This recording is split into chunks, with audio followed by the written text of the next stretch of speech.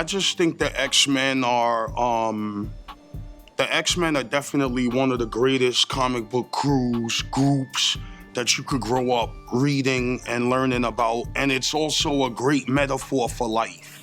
You know, if you're different in any way, shape, or form, the X-Men is gonna show you how to be different and empower yourself with that. And you know, growing up in racist United States as black men, you know, we get scrutinized how we dress, how we talk, hip hop culture, etc. I think X-Men, it gave me a little bit of esteem on how to be different. It was okay to be different. So they're definitely one of the hugest comic book influences, you know, among other, you know, Avengers and Fantastic Four and all of that. Batman, you know, of course, we got the Gotham single. You know, Gotham to us is New York City. Always has been. There's no other city darker than New York. If you got a problem, come see me. You know what I mean? New York is the darkest city in history. It's the city that gave you hip hop. Do not argue me on this. And we don't shut down. All these other cities shut down at 11:30. So don't argue. Gotham is NYC. That's it. Period. When I hear the word Bruce Wayne, you know, the first thing I think about is willpower, just determination and will. And then it creeps off into loyalty and slightly psychotic, but it's pretty much he's determined. You know, there's a determination. A man with a determination can't be stopped. And his willpower to go through all of the training, his will to be patient, it's one of the greatest characters ever created, you know? And he's tormented because of the loss of his parents. He could have just been a tormented trust fund kid. And he turned that around and became one of the greatest heroes ever. So definitely Batman is big, you know, in my book. Yeah, Batman, definitely for those exact reasons of, you know, Batman is dark. It's a dark story of someone who went through a traumatic life experience, and everybody can relate with that because all of our behavior comes from our personal experiences. That's right. Psychologically, we react from the traumas.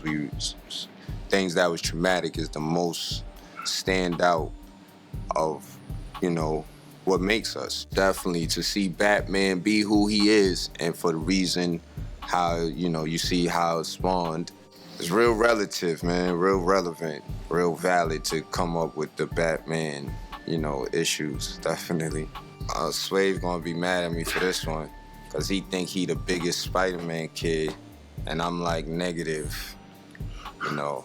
Sometimes Spider-Man is your man? Spider-Man is my buddy. I got him on speed dial right now. I think Spider-Man is a wimp. Spider-Man, you know, is in a way it's something relative about Spider-Man, because Spider-Man, and as Peter Parker, he struggles to make ends meet.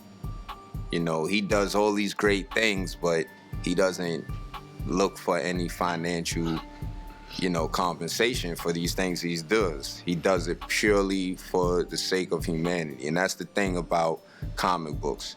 They show levels of compassion for humanity with heroes. That's what Superman about. Superman is someone from a whole nother planet with all these ill abilities. And he's the one character that kinda, his alias is to dumb it down, where most people alias is to raise it up. But Superman, his alias is he dumbs it down to relate. These are things that we cherish and look up to in these heroes because they take responsibility in doing these things, taking their ability and using it for good. That's the whole definite meaning of a hero. It is a thin line between being villainous and heroic, I feel, honestly. And certain times, that's our moods.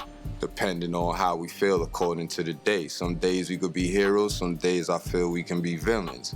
That's why I feel we relate ultimately with comics, is that, you know, we try to see the positive, knowing the negative, and we be comical with that shit.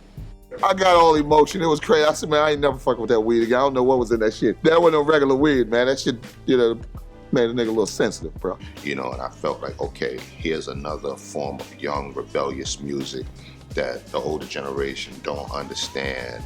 I don't remember really a time where there wasn't something out there that he was a part of that I didn't love.